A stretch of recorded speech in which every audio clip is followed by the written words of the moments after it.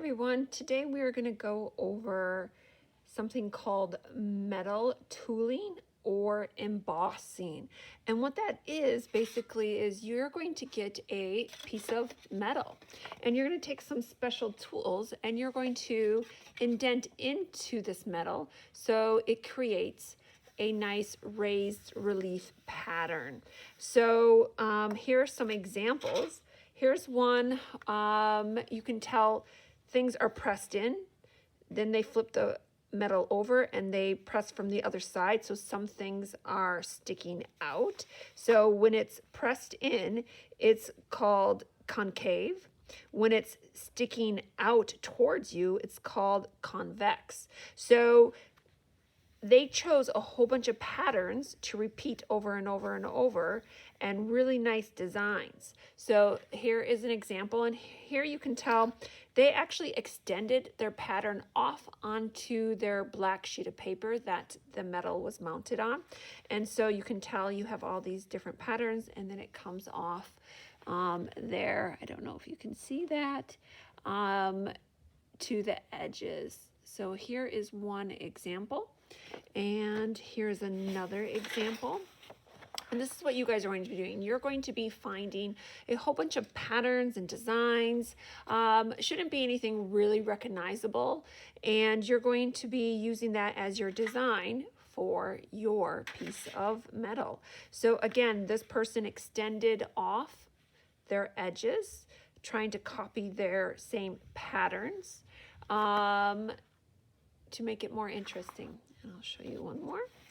This person did the same. They're doing convex and they're doing concave, so pressing in and pressing out. This one actually took advantage. I have these little pebbles, ceramic pebbles, and they actually glued those on. So that could be part of your plan to put some round circle pebble things on yours as well. So as you can tell, these are very intricate, very detailed, took a lot of time to plan and then to transfer. So let's get started on how to do this. So the first thing you're going to get is a piece of paper that's going to be the same size as your metal. And you guys are going to look at some examples. So I'm going to have these on your table, and it's just going to be a whole bunch of fun patterns, and hopefully you're going to get inspired by them. So you might choose, like maybe you like this on this one, and you're going to combine it with this on this one, and then maybe your edges are going to have this polka dots on it. Or maybe you have some ideas of your own. You don't have to take them from my examples. These are just here to help you get started. These are usually called Zentangles, and they're really fun kind of exercises that people do to meditate a lot of times. So what you're going to do is take a pencil and you're going to put your patterns on here. Now I kind of did a quick one, and let's say I'm done, right? And then how you transfer is you take your piece of paper, and it's going to approximately fit on there. It might be a little bit bigger, it might be a little bit smaller. And you're going to, at the very top, put some little pieces of tape, okay? Just at the top.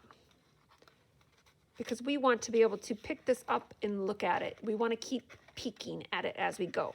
And we don't want it to move. So you have to have one here and one here, maybe even one in the middle. Now, because we're going to be pressing and indenting into this metal, we need a soft surface. So I have a magazine here to make my table nice and soft. Now I'm going to put this on here, and I'm going to go find the bucket of tools.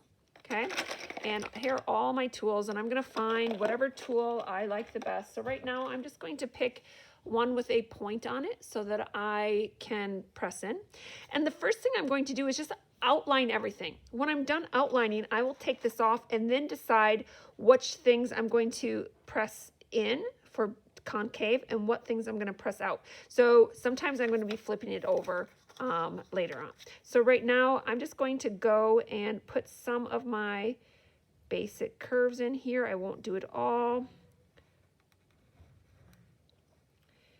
So I can peek on this in two different ways. I can take this and lift it up, and as you can tell, I'm getting a beautiful design there. Or I can lift it, turn it over, and I can see that it's coming from that side as well.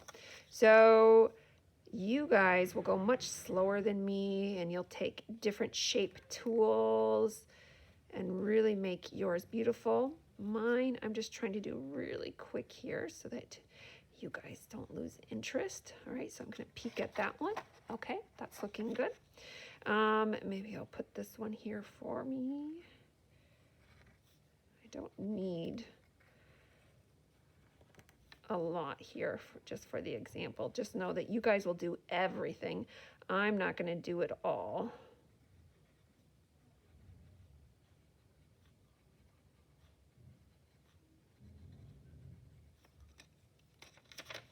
Okay, so I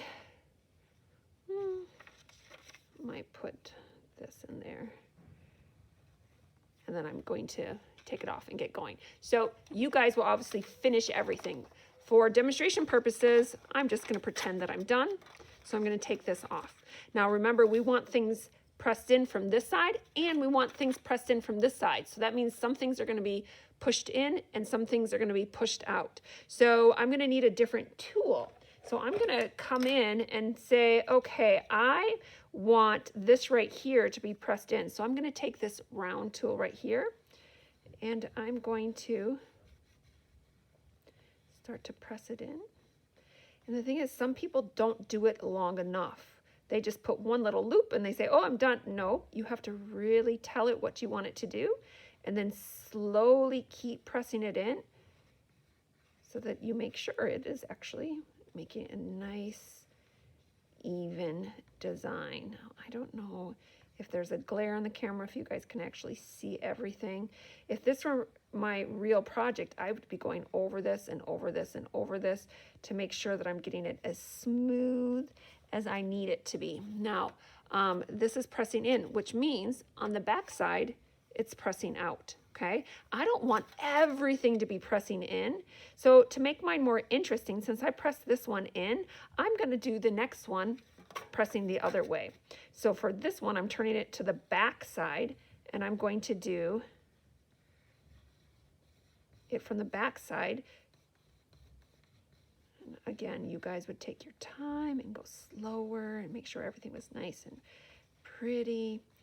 So this is my right direction that I want the audience to see it. So now I have something pressing in, something, and then I have something from the back pressing out, okay?